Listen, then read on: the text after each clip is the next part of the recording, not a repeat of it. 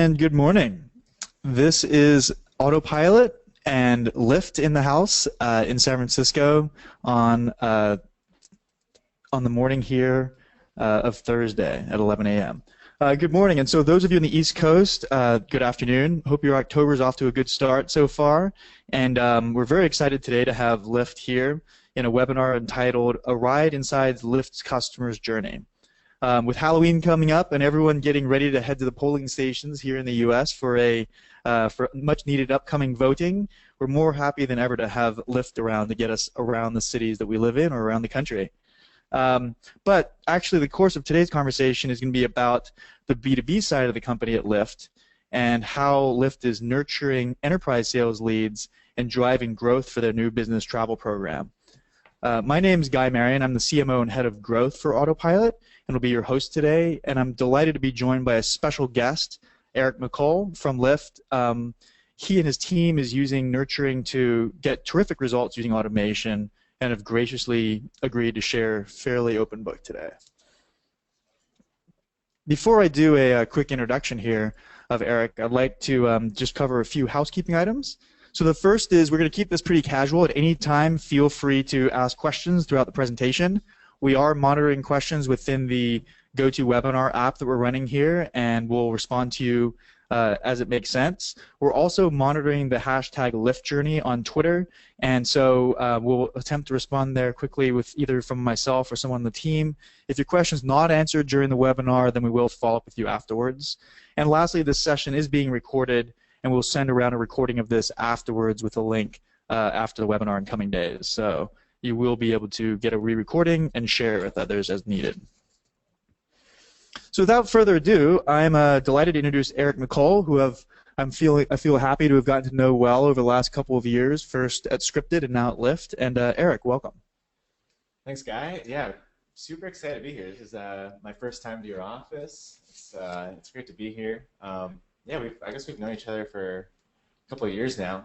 So I am my technical title is the Demand Generation Product Marketing Manager at Lyft. And what that means... That's a big title. Yeah, it's a long one, but my primary focus is to help basically build out the marketing team and the function to support our sales team and to support them with nurturing leads, getting deals, getting opportunities closed, but then also working with product and really thinking through this whole new B2B offering for Lyft. So, prior to Lyft, just to talk about my experience with marketing automation and emailing, I was at a startup called Scripted, where you could hire writers on demand. And what we did there was first kind of really basic drip emails for salespeople. So you're kind of like almost spamming a list. It's all cold emails. That wasn't super great. We were using SendGrid and just kind of really basic stuff there. We did move over to Pardot for a little bit to help us be more strategic there. But then we went to Marketo, and I built that out for about a year or two. Fantastic product, but ultimately it was a little too much for us at the time. And luckily you came by and we got to meet Guy and the team here, and loved what Autopilot had, and launched it with Scripted. And I've been at Lyft for about 9 months, and yeah, we're off and running. Definitely excited to show you what we've done. Great. Thanks for that. Yeah, I mean, you've done incredible work both at Scripted and now at Lyft, and so excited to share a lot of that today to the viewers and the listeners on the phone here. We're going to be going directly into a number of journeys that Eric's been building out. Before we do, and just to help us personalize our content a little bit for today, we're going to do a quick poll question here. And to start off with, we'd like to get a sense of the experience of levels of everybody on today. So we're popping up a poll question now. If you could just take 10 seconds to answer your level of experience with using marketing automation software. So you can select from never used it before, to used it for less than 1 year, to use it for 1 to 3 years, to use it for over 3 years. And we'll go for about another 10 seconds here, and then we will go ahead and move right along here. All right, so just as a quick, just going to close this poll out. So it looks like we're fairly evenly split. About a quarter of people have never used marketing automation software. about a third less than 1 year, about a quarter 1 to 3 years, and 15% over 3 years. So it's a good breakthrough, and we'll keep moving right along. All right. Got some experienced folks here. Yeah, I got some experienced folks here. So Eric, tell us about Lyft Mobility Solutions and what your main area is within Lyft and what the business is that you're driving here.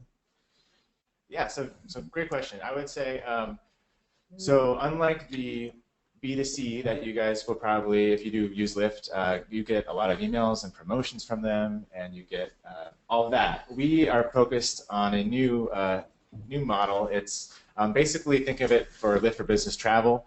Corporate travel is definitely a huge line item for a lot of companies, mostly focusing around airlines and hotels, but ground transportation actually takes up a lot of that spend, and you have to get to meetings, you have to get to and from airports. So we have, in our division, is basically working with organizations to help bring that to their employees. We also have a lot of focus in senior, like elder transportation, healthcare partnerships, and events is another big part of what we work with too. So for what I'm trying to do is, yeah, just basically work on that B2B department. Great.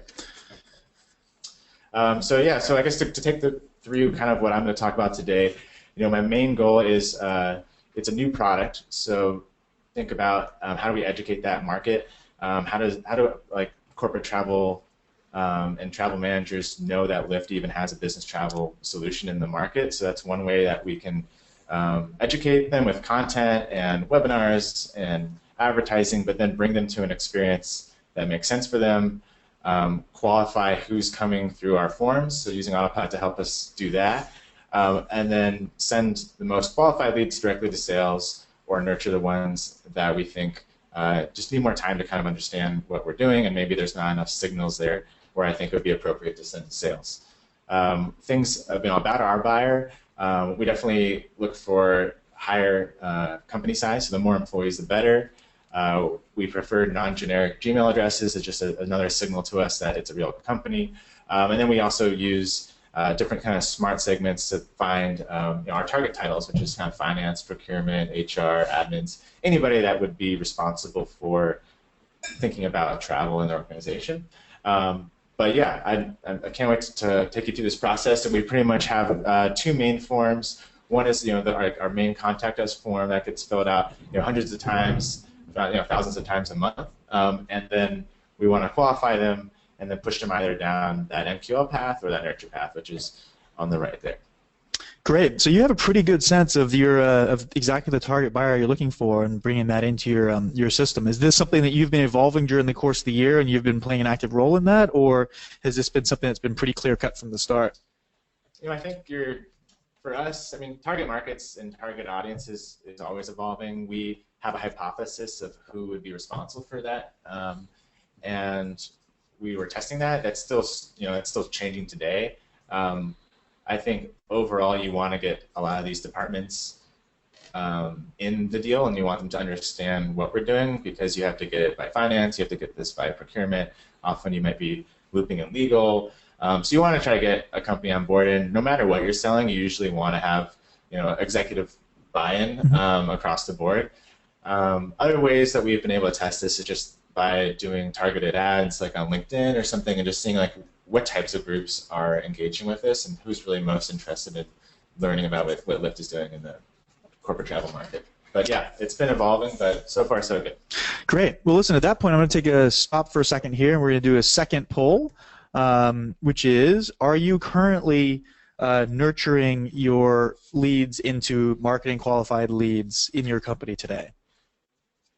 And so we're seeing a pretty good mix coming out really quickly here of, it looks like we're split thirds, basically. So about 35% are saying yes, about a third saying no, about a third saying no, but planning on it. Which, from our perspective at Autopilot, seeing customers of all different stages and levels, particularly when they come to us and after they've been using Autopilot for a while, it's a fairly common view or need to get into nurturing, but often it's not necessarily the place you start immediately, but the results start to speak for themselves once you've had a chance to work through it. And I think what's exciting today is, Eric's had been successful in a lot of different areas with nurture, and is now taking us through to sort of what you start to get into later on with nurture. So good. All right, let's keep moving forward here. Sounds good. All right. So let me get to the next slide here. So yeah, I think just to reiterate what I was brought into Lyft and how Lyft was set up initially on the B2B side was, and I think a lot of organizations can probably feel this pain. It's spending a lot of time prospecting. You're spending a lot of time qualifying the leads or the contacts that you're looking at. And you don't have any nurture set up. You don't have automated lead routing, and there's just not a lot of content available, whether that's one sheets or demos or things that really describe the product to kind of higher level themes and getting our conversation and story out there. So after Autopilot, my goal was to create an inbound marketing process. So we educate and show ads and do content that's relevant to the audience. Marketing will be the qualifying department, and we'll use and work with our SDR team to help qualify them even further. The AEs will then focus on just closing the warm leads, and then we can nurture the ones that either SDR comes back to or we just put them right into nurture. Great. And, excellent. Yeah, and so I guess what our stack looks like from right now, we have Autopilot at the center, sort of controlling all of these different softwares. So we create landing pages on Unbounce. I've probably created about 60 pages so far. Love the tool, really easy to use. Syncs with Autopilot really well. Autopilot pushes all of our forms into Salesforce, where then we can do our different assigning and tracking, and all of our reporting is done through Salesforce. Mm-hmm. And yeah, just like you guys, we use GoToWebinar and we host videos on Wistia. So that was kind of the basics to get started. And before we jump in here, which we're now about to go do, just a quick question. Do you pass all your leads from marketing automation into Salesforce, or do you hold them in Autopilot for Nurture before signing them in? That's a good question. At this point, we do push them all into Salesforce. I don't really have a use case yet that I wouldn't want them in Salesforce. Mm-hmm. I guess potentially I could nurture the leads without having them go into Salesforce, but I'd like them to be assigned to a rep, mm-hmm. So that if somebody does bubble up, then we can assign them right away. Right. Good. Okay. Well, let's go ahead. And so for the audience we're going to shift here from slides into the actual Lyft instance that Eric works in day to day. And I'm lucky enough that I get to sit here and ask questions while he takes us through really sort of 4 major steps, I suppose, which is how they first initially capture leads from the contact form and all the different types of follow-ups he's doing there.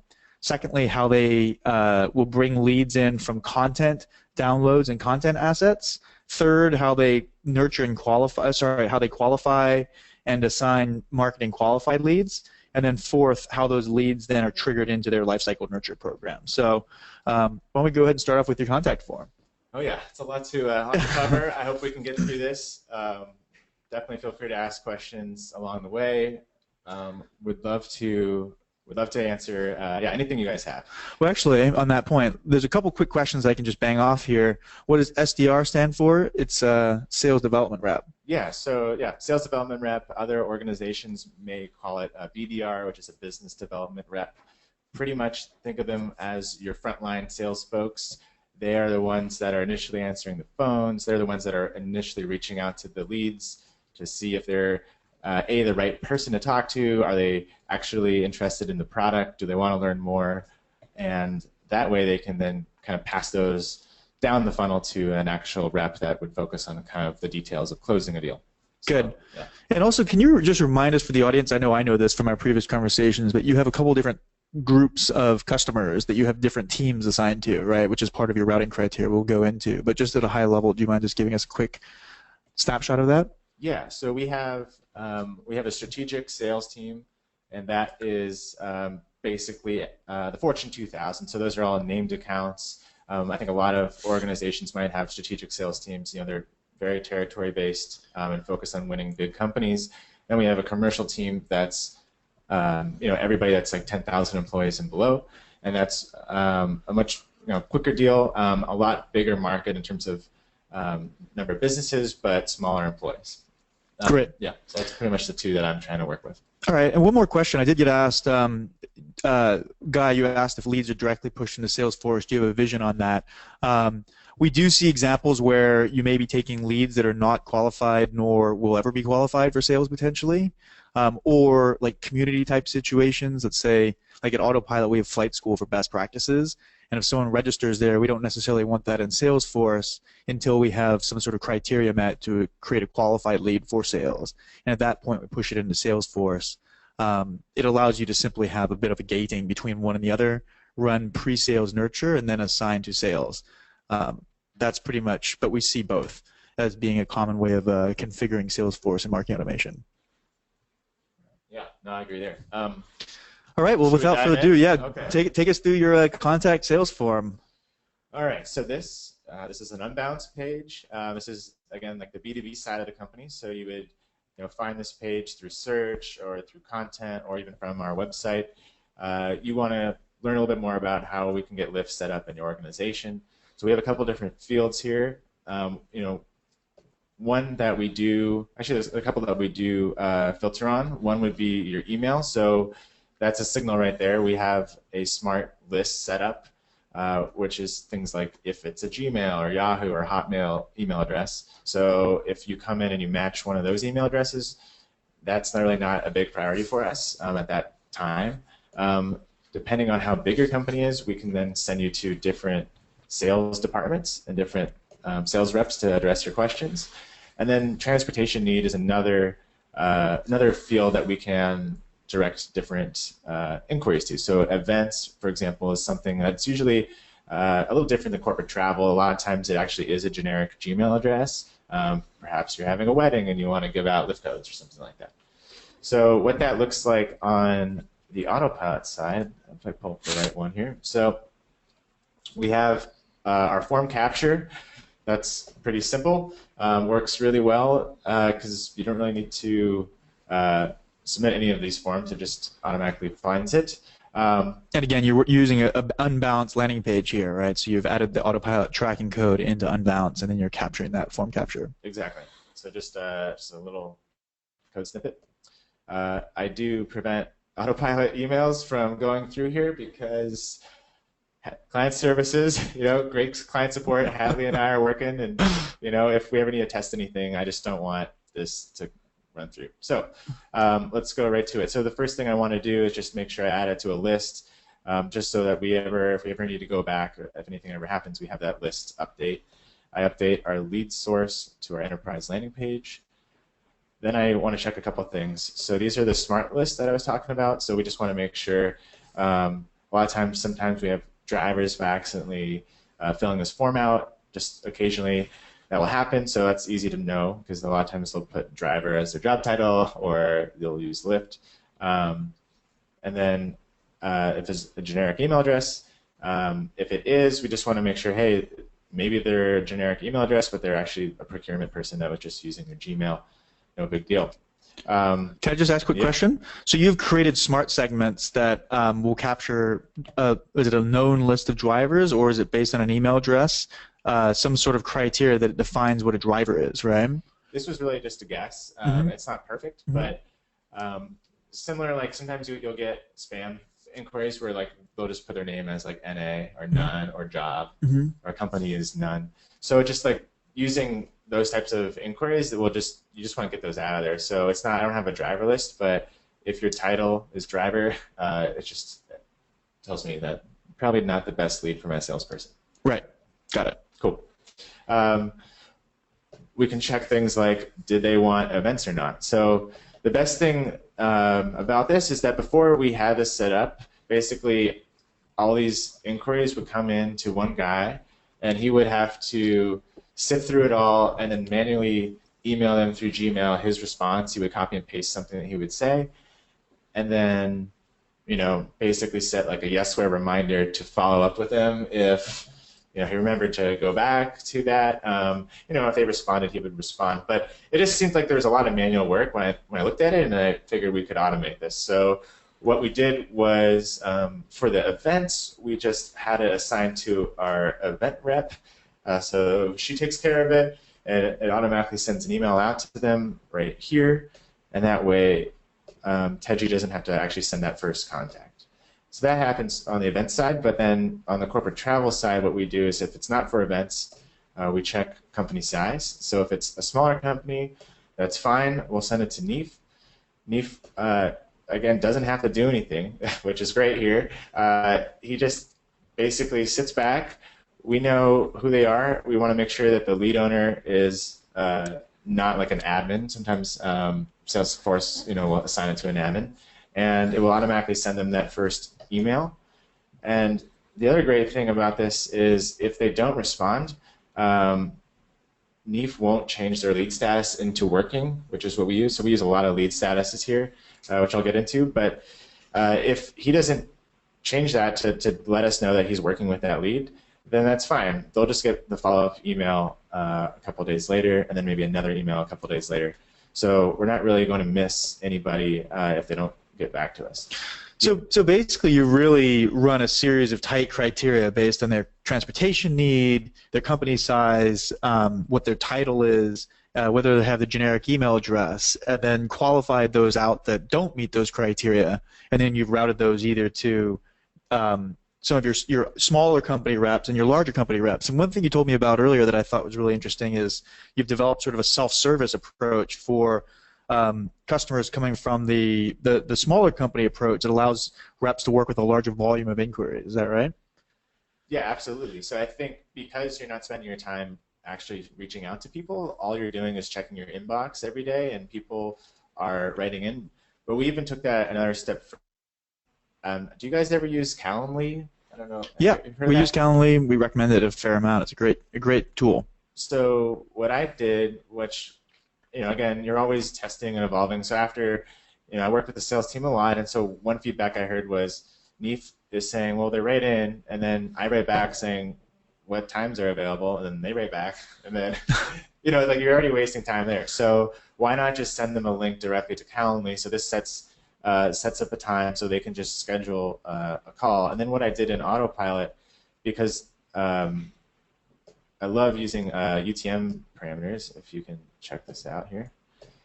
So then I just put a UTM link, and this might be a little advanced if you've never used UTM links before, but I just track that. So now in Autopilot, I can actually see the full funnel. I can see how many people email or get Neef's email, how many people actually open the email, how many people click the email. So you can get really granular here. But basically, he just basically wakes up. He just has all of his meetings scheduled, closes deals, moves on. So that's great. And then I'd say for the largest clients, that's at the top here. I just have a filter for company size, and I send those over to our kind of strategic BDR team there to give them a more personal outreach instead of a kind of a standard email.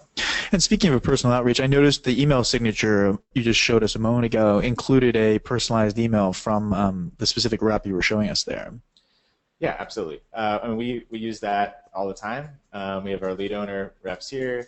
We can customize company name up there. So even if you're a rep and you're working a lead and they just happen to come back and fill out this form, then it's not like we're going to assign it to somebody else. Like, it's still under your name. In fact, you're already automatically emailing them, and it's coming from your email. So that really saves a lot of time. Great. All right, so we covered our contact form. This is sort of, priority number one. It's going to be your most qualified lead. I mean, you can't really get more qualified than somebody reaching out that wants to talk to you guys. And just to conclude that, what happens at the end of that contact us journey that you've created there with all the different routing and qualification criteria? So I guess you mean at the end if the rep doesn't get a hold of them, or right, doesn't talk to them, or perhaps they talk to them and they say, hey, actually, I just wanted to hear, maybe reach out in another 3 months. Right. It's really up to the reps' hands, but that's the greatest thing is they control what communication they want. So a lot of times they will just flip them into nurture. Mm-hmm. So I think at the end of this nurture journey, if basically, if Neef doesn't hear back from them, we just turn it into we just change the lead status into nurture, and then they continue to get emails from us on a cadence that makes sense, and just kind of continues to educate them about new products that Lyft has, why we're the best choice for business travel and things like that. Great. I mean, the stat that I've seen over and over in the industry, we typically feel is about 25% of new leads are qualified and ready to engage today, and 75% aren't. But of that 75% that aren't, typically about half of those will be ready to engage in some form within the first year after that. Yeah, no, absolutely. And I would say when we talk about the leads that we get from content and the leads that that aren't just specifically saying they want to talk to us, that's absolutely what we're doing. Most of them are going into nurture. Cool. Yeah. All right. All right. So the thing is, you don't just want to have one form on your site. I mean, the more forms you have, the more ways that your audience can contact you guys, or at least engage and learn about what you're doing, the better. So what we have is we kind of have like our second call to action.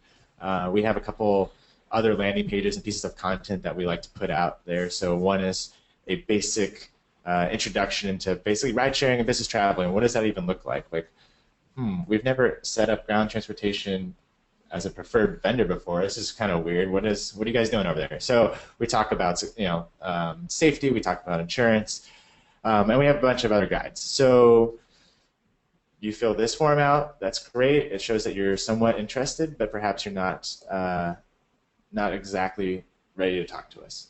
So I'll show you what it looks like. So this one is just capturing that form. So someone's come in, they're interested in learning about a guide for my type of business. They've downloaded this ebook, and then this is a follow-up to that. Exactly. So maybe I put this ad on LinkedIn, or maybe they're seeing it on Facebook, and they click on it. And as we're going into this, I will say I've seen some customers do some really interesting things with creating a universe of different types of gated content, or lead magnets as we call them, from quizzes to literally landing pages that just point to a URL. Can be a very quick and effective way to develop some gated content so you can capture email addresses. There's proactive heads up, which is a channel within Autopilot to capture emails directly off a site. Infographics are very, very effective. And of course, all of these you can boost with social media or promote just through natural engagement on Twitter. So, a really effective part of making this whole system hum, of course, is driving traffic to this gated content, these lead magnets. No, absolutely. And I think that's the fun part, is once you have the foundation set up, now you can test different pieces of content, you can test different types of gated content, and just see what happens. So this is just a quick example of our flow. It's a couple of different steps. So the first step is just that immediate update lead source. Actually, no, we do that later. It's just assign the lead and send the quick follow-up. So we just want to make sure that they've received the email, or we're confirming that they get the asset just in case they lost it. And then it also provides them an opportunity to respond, or perhaps go back to our landing page to fill us out. So I would always recommend a follow-up email if somebody's interacting with your content. And then what I like to do is I like to use your Slack integration just to let me know that things are working and that leads are coming in. So I'm not getting my email filled up, but I can just see a Slack channel that's just kind of showing content leads coming through. So the next thing that I would do here is like kind of the qualification step. So similar to what we did on that enterprise page of trying to figure out who they are, we can look at this form as well. So a couple of things that we would look here at is, again, that email address. It indicates, are they using their personal email address or a work email address? If they are using, let's see if I zoom in here. If they are a work email address, we want to see if they are within our job markets, or are they travel, procurement, finance. And then we have a field here that maybe not a lot of your customers have, but we have a matched account field. So what that means is, as I talked about in the beginning, we have a strategic team and we have a commercial team. So perhaps somebody's a new lead from, let's just assume Autopilot is one of our main accounts. We really want to get Autopilot in here. Yes. Yes. So we have a rep that's working with Guy, but nobody's ever talked to Anne before. And so Anne comes in and she fills that out, but we know that Autopilot is one of our matched accounts. And so because she's filling Autopilot out, and we can sync that through, with scripted, or sorry, with Salesforce. Then we'll automatically know that. So then we can push that into our account reps who own that account. Got it. And so you define that as an MQL immediately. Lead comes in, it's part of one of these matched accounts, create an MQL. Pretty much. I think there could be an argument to nurture them a little bit longer, but given that we're all about velocity, and if somebody is engaging at those main accounts, like, we might as well reach out to them and have a personal interaction. So that's pretty much how this is set up. We check for various fields. We can make them MQLs right away, and then send a notification to the lead owner if there already is assigned the lead owner, or we can just make it an MQL, and it will become routed to our SDRs to take care of that. So yeah, I think. Quick question for you, coming in from the audience. Eric, do you do this yourself, or do you have someone creating these journeys for you? Oh, it's all me. Yeah, I have my hands dirty. I love doing it. Yeah, I've created all these journeys myself, and the landing pages and the ads. So anything you got, keep it coming. All right, good. So this is good. So this is your second type of entry point into your nurture funnel, right? Which is, you've got some gated content here, this ebook, and you're now, these are interested customers who really want to learn more about how they can get benefits from Lyft's mobility solutions, and you've qualified them away and you've assigned them into the right reps. Exactly. And then you basically just repeat this step across all your content. So if we had a webinar, we would have the same idea. Did they attend? Are they a job? Are they within our ideal job title? Are they an account? So it's like, you just kind of keep this logic going, and you just keep scaling out the programs and the ads and the contents to bring people in, and it just kind of works automatically. Which kind of answers a question that also just came through. How long did it take for you to get used to creating such complex journeys? Well, I think it depends. Like, the very first time I ever learned about marketing automation, or today. For today, I mean, I could probably get these up and created. Usually we get this up in about a week or so. You want to test it, and of course, but I think Autopilot was one of the most intuitive platforms I used. Marketo takes a little bit longer to just kind of get up and running, because there's just a lot of additional aspects, like lead scoring and a lot of things like that. But this one was pretty quick. And we also did, I remember I trained, we had a new marketing hire at Scripted who came on, and he took over Autopilot. And I think he took it over really quickly. I guess I should ask you guys, since you probably work with him now. But yeah, I think I would say give yourself about a week or two, and you'll be up and running. Great. All right, so let's go ahead and move into, actually there's one more question that's probably relevant right now. In fact, there's a bunch of questions rolling through, but another question is, do you have one journey for all the company reps and sales, or do you build per segment or per department?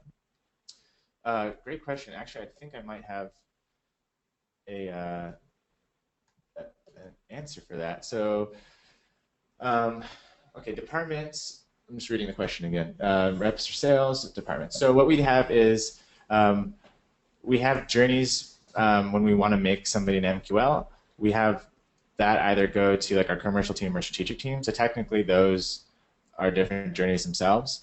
If you're asking about nurture, right now we have one nurture journey that's just applying to everybody in the business travel market.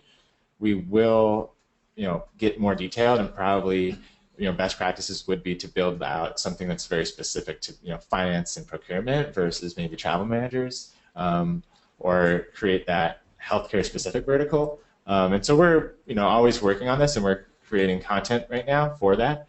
So I'm assuming that's what the question was, but yeah, absolutely, you should try to be as specific as you can, but try to check off the basics of getting your first journey done, and then get more and more granular. Yeah, and definitely we often recommend, what we typically see customers who are most successful, it's start off exactly like you've got. Actually, you haven't started off. You've built into having a fairly comprehensive journey that nurtures all of your contacts, and then as you really start to see where the needle movers are, like which is the core industry, then consider doubling down. But really what you've got here is already a sophisticated qualification routing machine that leads into nurture, which makes me think, why don't we go and jump into the third journey we're going to talk about, which is your MQL and your nurture qualification journey.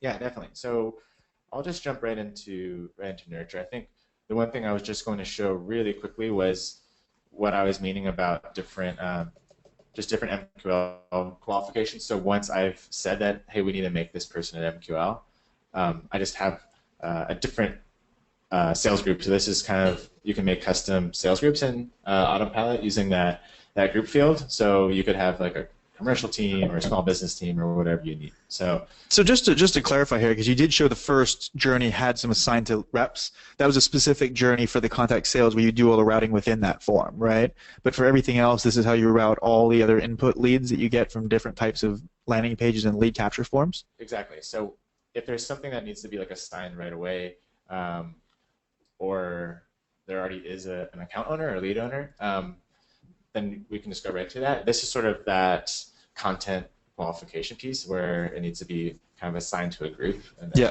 passed out. Nice. So yeah, let's dive into nurture.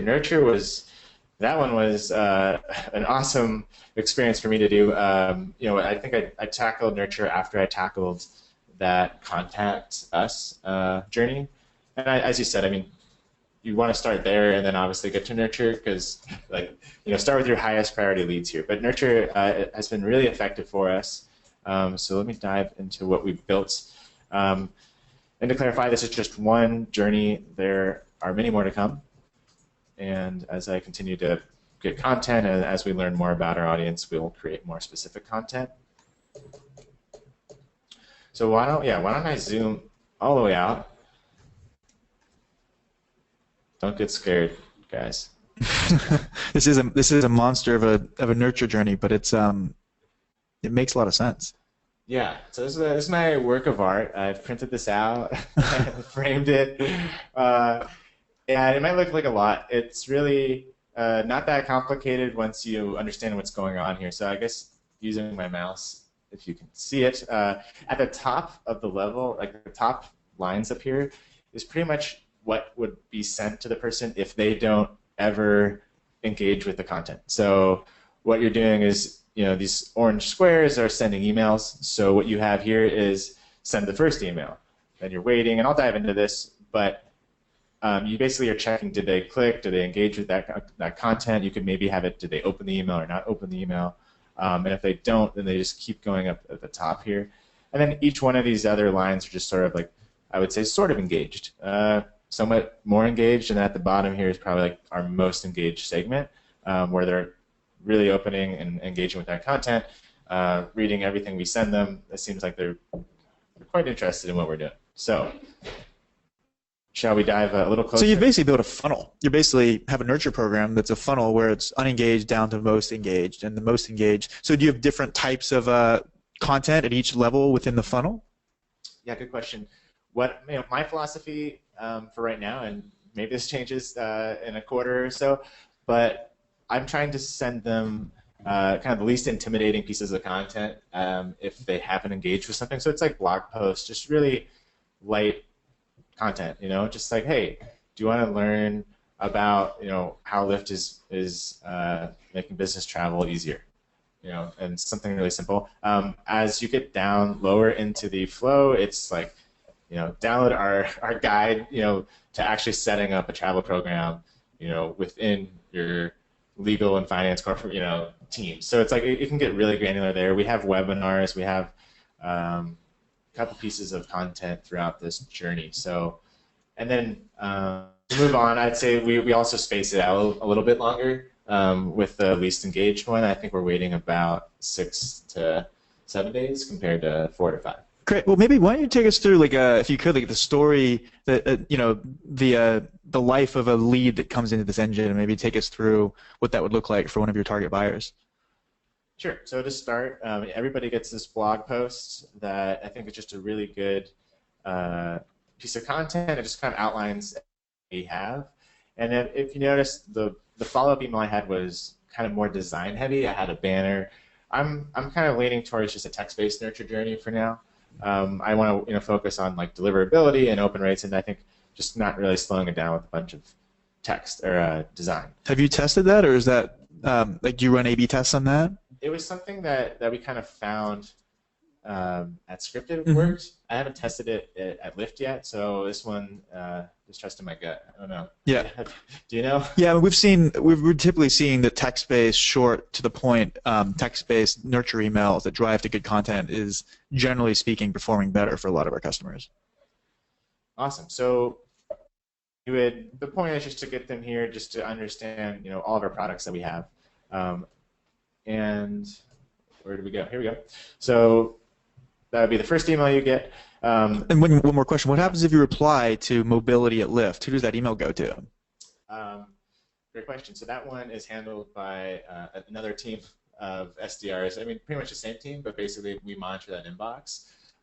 What we wanted to do was initially we had it coming from the sales rep, but we had such a high influx of leads. I think we scaled up really fast. We got about 5,000 leads last quarter. So we had so many in nurture that it didn't really make sense to have them, like we couldn't assign them out fast enough. So we just said, this is going to get messy.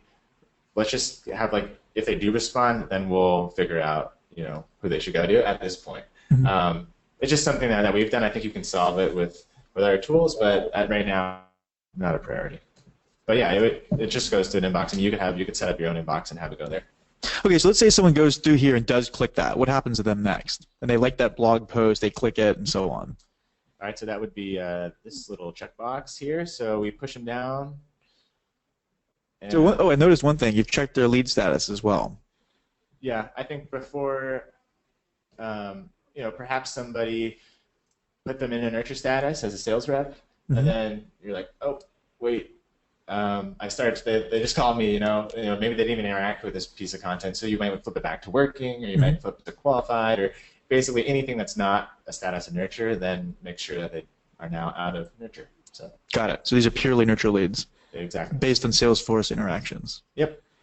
So just more like, crossing my T's and stuff. But the next thing I want to do is I want to just send them.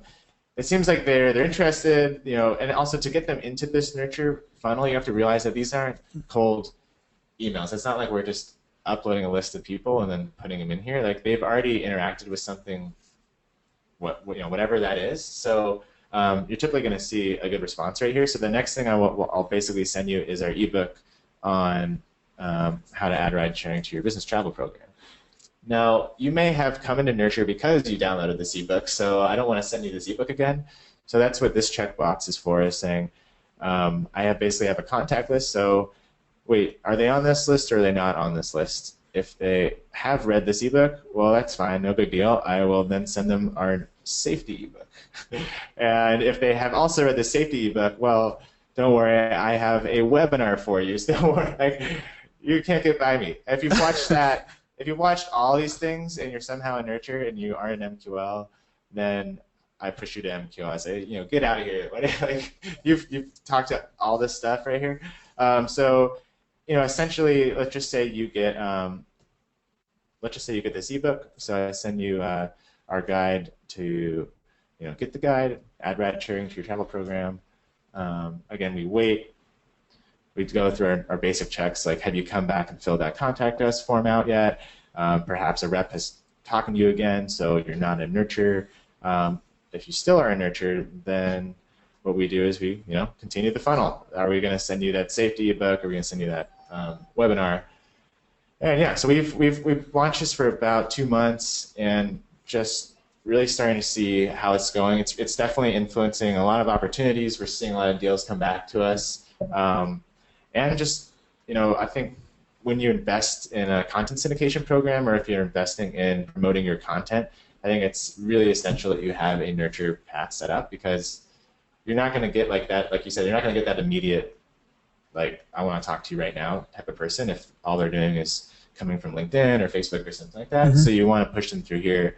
and it's really helping us qualify our leads. I mean, I love the fact that what you're doing that I haven't really seen as frequently is you're using field checks and previous download histories to ensure that your best performing content is being delivered to all your contacts, and you've created almost an unfailable method for doing so.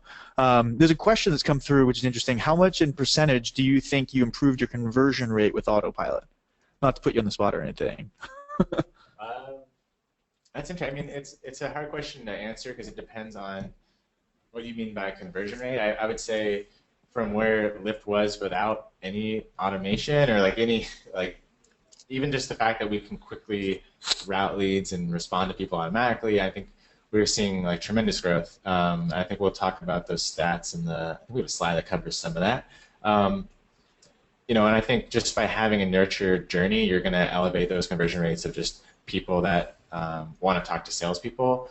I don't know off the top of my head, but I would imagine I don't know, I'd probably give us at least 20% lift, if not more, 40% from people that are not, you'd never even talk to Yeah. if you didn't have it. So, but yeah, we'd love to look at that stat at some point. So quick question. Another question that's come through in terms of, I suppose, design and ongoing management of this journey. Someone said, it looks like making edits to that journey would be a nightmare. Why isn't this split into several individual journeys? I guess more generally speaking, this does come up. Like, when do you decide to create a journey that's specific, and when do you have a large journey that sort of evolves and branches? Yeah, I think it's a work in progress. It's a learning thing. I've definitely started to break up other, I guess, programs into that. So think what you're saying is what I could do here is perhaps after they engage with this first piece of content, if they haven't like opened or engaged with the content, I could just send them to a list that says like did not engage with first piece of content, and then that kicks them into second piece of content, and then at least that way you're breaking it up a little bit. I don't really think it's that difficult. Perhaps maybe that's just because I built it, so I've kind of memorized this whole thing. If we want to swap out a piece of content, it's not a big deal. If we want to, maybe, yeah, I mean, I feel like the only thing I would be changing here would be the type of emails that I'm sending. But I could see how you may see that at this point, and I don't know. What do you guys recommend? Yeah, it's a good question.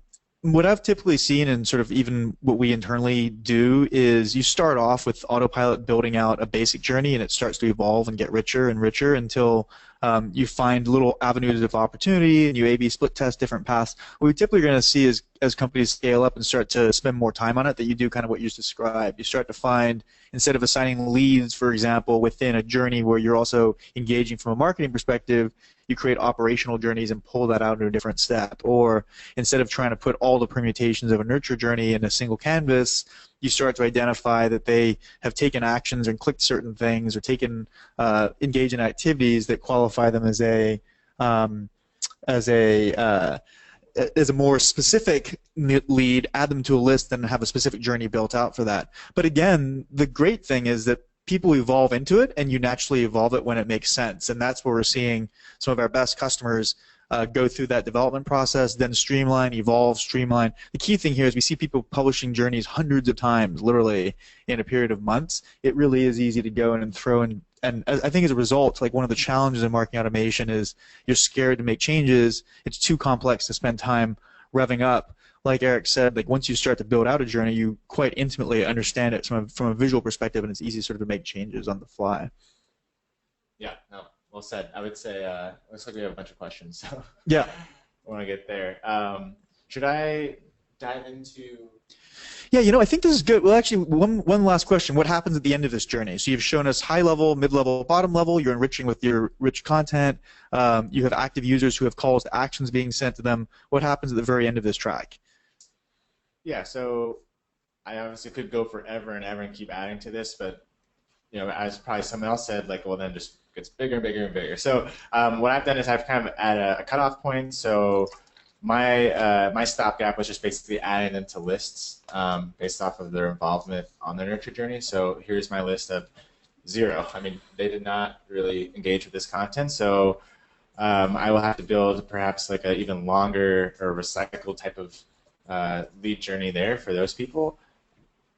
If I can get the mouse to move down, what we have here is just various levels of lists. So what I'm doing is I'm just adding them to a list that I can access whenever I get around to building my next journey, basically. But the nice thing is that everybody that's still on this and who has a nurture status, it doesn't prevent me from sending one-off email blasts or invites if we do have an event coming up or if we have a webinar coming up. I can, obviously send messages to them today. I just haven't built out that another 5 or 6 week journey.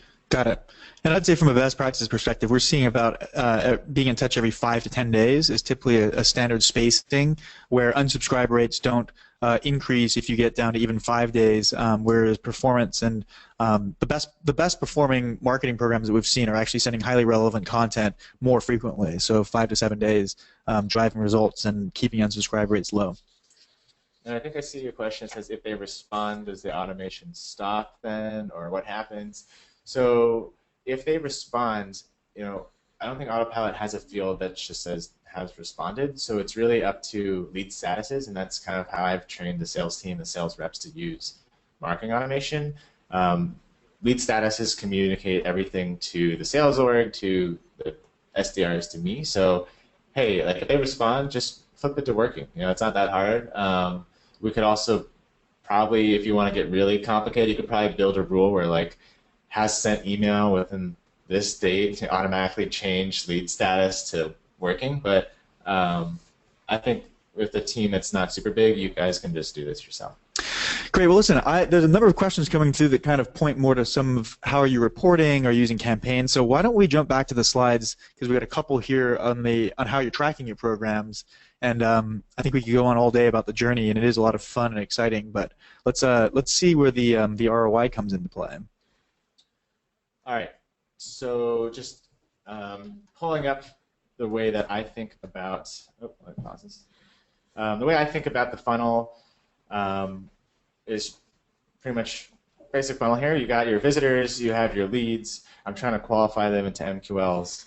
If they're not ready, I'll put them into nurture. A lot of times your MQLs also might go back into nurture, so that's kind of a recycle type of step. Once they get in the hands of the reps, that's a sales qualified lead, so it's been approved, qualified, and contacted by somebody on our team. And so, my metrics, I would say I report across the board on leads, MQLs, opportunities, and pipeline influence. Most important, I would say, would be MQLs and opportunities for me. Leads is something that you can kind of move around quite easily. I mean, you could just, it's also kind of controlled by budget. So I think your top of funnel number can be moved, but how many actual qualified leads are you sending to your sales team? So that's how I look at our org right now. Some people were asking, how do I keep track, or how do I measure the influence of nurture? So what I would do is, everybody who is on the nurture list, I think I have something in here. I basically add them to a list that says like MQL from nurture if I find that they were in that list, but then their lead status changed. And that automatically assigns them to a campaign called Engaged with Content. Sorry, let me step back. I'm making this way too complicated. What I'm doing is, if somebody engages with content through a nurture email, I have a list that captures that, because I can track clicks and like the UTM codes, and that actually pushes them into a Salesforce campaign that says they have engaged with content in nurture. So now I can go back and pull that report in Salesforce of, like, I have hundreds of people that have clicked and gone to pages that we've been nurturing. Like, how many of those people have turned into opportunities? How much value of those opportunities were worth? So you're able to attribute the influence of each of your different assets, both to net new leads that you're bringing into your system and bringing in through nurture, as well as those existing opportunities that are being nurtured in Autopilot and also have open opportunities by your sales teams. Yes, absolutely. And I would say the update campaign status, or just using campaigns in Salesforce, I don't know if anybody's done this before, but that is like the #1 way to track everything. You can once somebody is a member of a campaign, you can, like if you're set, you can see if they turn in opportunities, and there's actually a really easy report called campaign influence. So actually what I'm showing on this slide is I have a step here that says, so DemandWorks is a content syndication vendor that I use. I guess they'll appreciate the shout out if they're listening. But they are promoting the content that we have. So if they come in from that source, I'm automatically tagging them as that DemandWorks campaign. I'm also actually tagging them in a Salesforce campaign specific to that piece of content, so I can actually track which content is driving opportunities versus other pieces of content. So when you come in the day to see how things are going, you're looking at a Salesforce dashboard that summarizes most of your nurture program and activities? Yeah, pretty much I have a dashboard that's like showing obviously my top of funnel, month-over-month, like leads, MQLs, opportunities, but then in the opportunity report, I can kind of dive into what's like what I'm showing right here. So DemandWorks, it looks like it gave me about 10 opportunities out of that program, and there's, I've blocked out the opportunity size, but I've basically able to see how many strategic accounts I influenced, how many commercial accounts I've influenced, and how many opportunities did I influence after they were created, and how many opportunities did I influence before they were created opportunities. Great. Well, let's go to some takeaways, and we'll open up to any last questions. We're coming up to the hour here.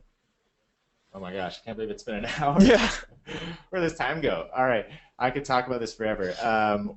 So yeah, feel free to ask questions. I think to be quick with my takeaways, yeah, I mean, since we started this in March, I mean, every quarter we've been getting really, really good results. We're up to about 600% new leads through this new workflow and inbound marketing process. So I would say just focus on qualifying based off of any kind of variables that you can see, and just try to eliminate manual workflow. I think just making your sales team as efficient as possible is really important for success, and you don't want your sales rep spending time on things that they don't need to do.